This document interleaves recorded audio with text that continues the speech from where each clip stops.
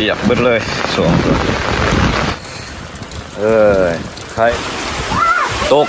กโทษทางนั้นแห้งบ่ทำมาสิจับกบได้อยู่บ่เจ้าว่าได้น้ำท่วมคอยมาบางยามาแต่เอาเอื้อยเจ้ายังว่าเปียกฝนมาแต่ผู้วงหอดปีเดี๋ยวนี้ยังตกแห้งทางนั้นมาสุกบ้านห้องนอกตอนแรกสิไปหาเนี่ยสาโคมไว้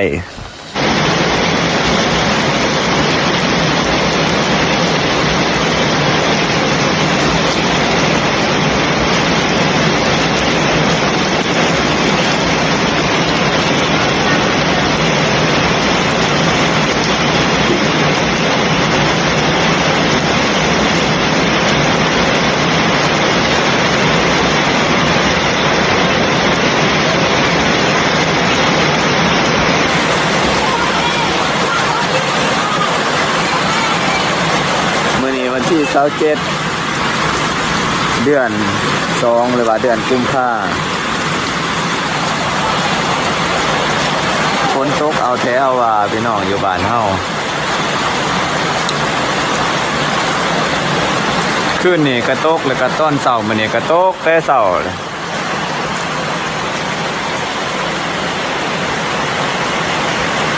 จะเปียก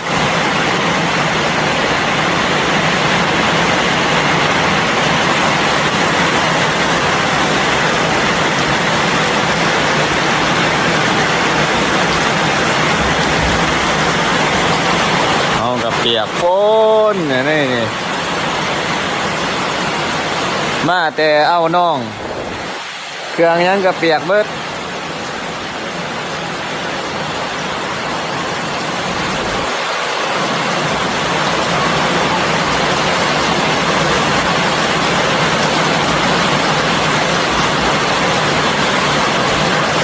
หลังจากอากาศร้อนอบอ้าวมาหลายมื้อหลายเดือน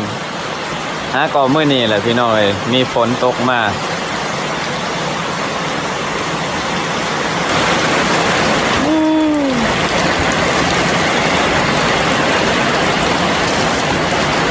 จังแม่นฝนเนาะฝนตกขับตกแน่สิเอายานี่ไปให้น้องสาวเพิ่นทาก่อนว่าเจ็บหลังปวดหลังสิเอายาไปให้เพิ่น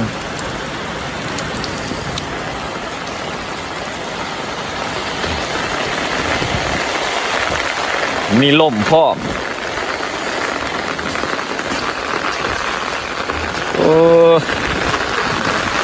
สูงเสือกับเปียกแล้วแนวนี้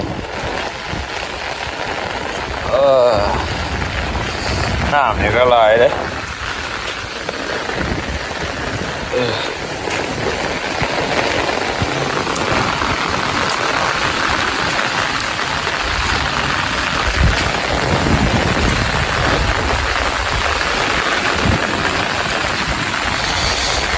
เปียกเบิดเลยฮะ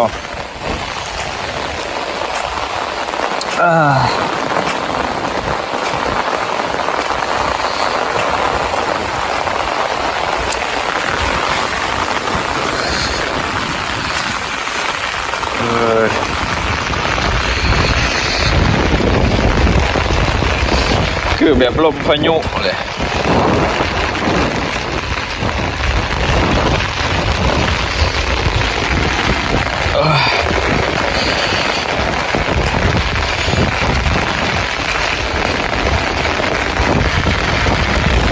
ต้นบ่ตกเป็นจังสี่โลด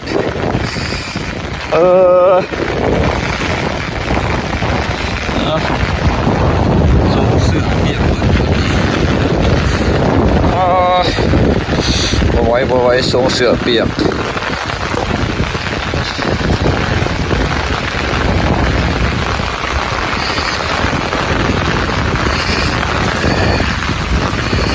เปียกเบิดเลยสองตัว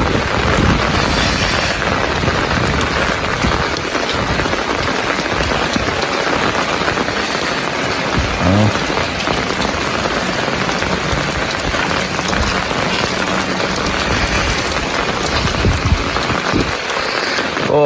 หมูนี่บ่มีมองลบฝนแล้วลบอยู่นี่ก็เปียกเบิดแล้วพระเบิด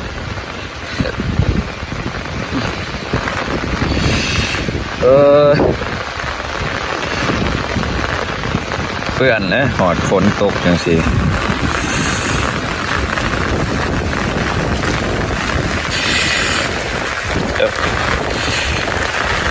จักฝนจักลมเลยนี่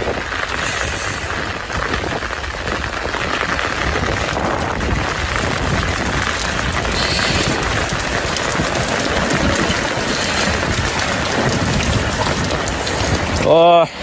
อัดประตูเลย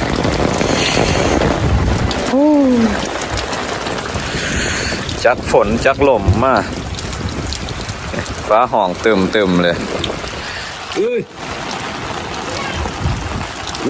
ไขประตูมึงโอ้ยใครบึ้งลุงสีเขาก่อนมีเหรอ1 3 ตีไม่ใหญ่เหรอโอ้เบิดตึ๊บบัดนี้ถึงเหือนเบิด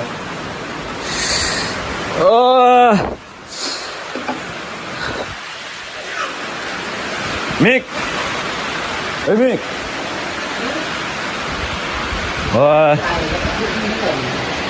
ตั้งได้ผู้เจ้าโอ้ในยาฮีดในคันได้ยี่กูยาฮีดได้ยี่ช่วยโอยาฮีดฮีดเบิ้งนอนอยู่ไหนฮีดเป็นต้มฮีดแม่ในกระตั้งฮีดเป็นตะรวจยาในตามาเตาตับหนักเรมาคือเด็กเลยฮีดโอ้ตกแบบนี้แบบย่ำเดือนเก่าเดือน10เบิ่งอ้อยนั่นล่มเบิดนะอ้อยล่มแห้ง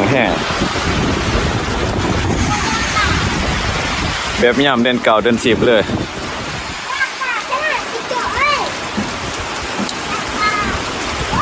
ตกบ่นี่ไงตกได้แฟมนอนเบิดเดี๋ยวนี้โอ้ยระวังตกแฟมบ่อยู่หันมันมืดในเหือนเพิ่นเอายามาให้เพิ่นทาบ่ทันได้ไปซื้อยามันน่ะฝนยังตกเลยอยู่บ่เศร้าจังสิ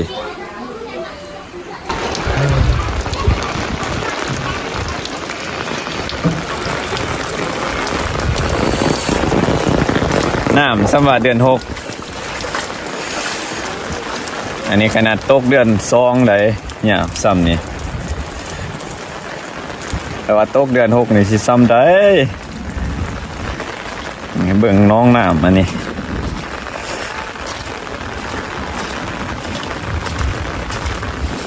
จนเต็ม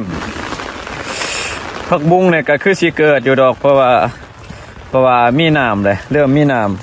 ำนี่เครือพักเกษตรเป็นลูกออกบ่ได้ปล่อยน้ำบางส่วงแรงนี่ฝืนกองฝืนอยู่หันกับเปียกเบิดแหละเพิ่นสิมีงานดองเลยอีกบ่ดนอีกประมาณอาทิตย์หน้านี่แหละเตือนนะบ่าวเพิ่นสิงานดองลูกชายเพิ่น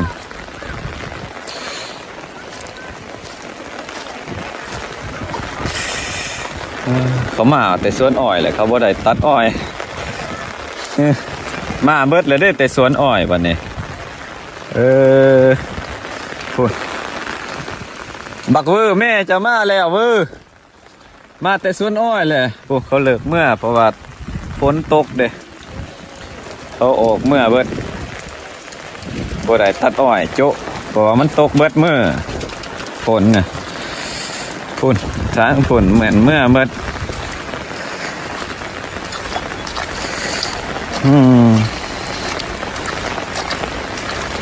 บ่ได้ตัดอ้อยอีปุ๊บเปียกเมดบ่อนเดียวอย่างนี้แค่นี้เพราะว่าฝน ฝนตกนี่เป็นจังสี่โลดพี่น้องเอ้ยว่าแต่มีฝนในบริเวณนี่เฮือนแม่นี่ก็เป็นจังสี่เบิดแหละยามฝนก็น้ำตลอดเลยนี่มาแต่สวนอ้อยห่วยเป็นอะไรคือเมื่อไหวแต่โทษทางนั้นแห้งบ่ทำว่าสิจับกบได้อยู่บ่เจ้าว่า ได้น้ำท่วม คอยมาบางยามาแต่เอาเอื้อยเจ้ายังว่าเปียกฝนมาแต่ผู้วงหอดปีเดี๋ยวนี้ยังตกแห้งทางนั้นก็สุดประมาณห้องนอก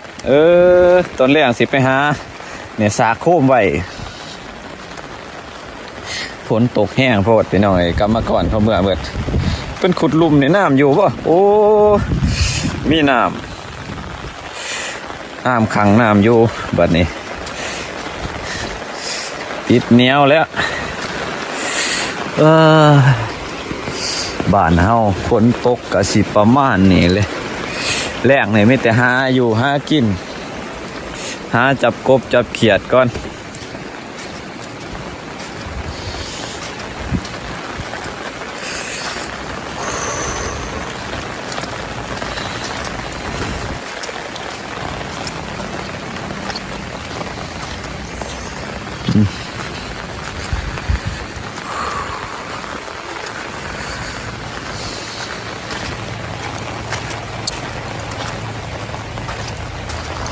ตกขับตกแน่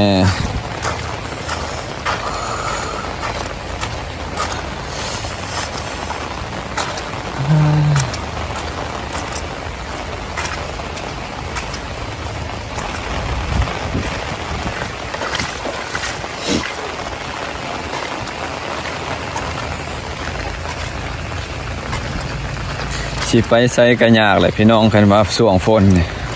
มาส่วงแรงส่วงฝนโมโตกมันห่อนก็ห่อนโพดห่อนอบเอาเด็กน้อยนักเรียนมื้อนี้ก็จะเป็นต้องได้พักได้จุ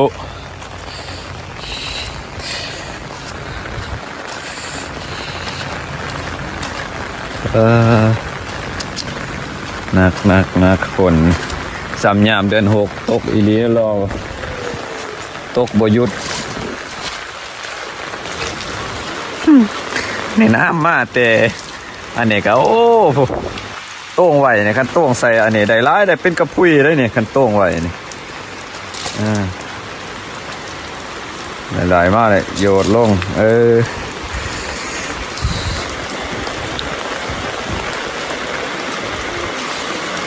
มุ่ง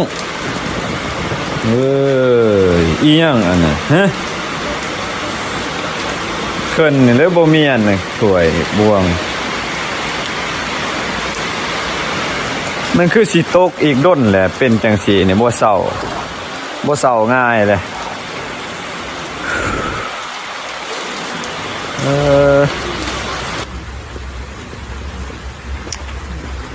กบหลังบ้านก็ห้องเศร้า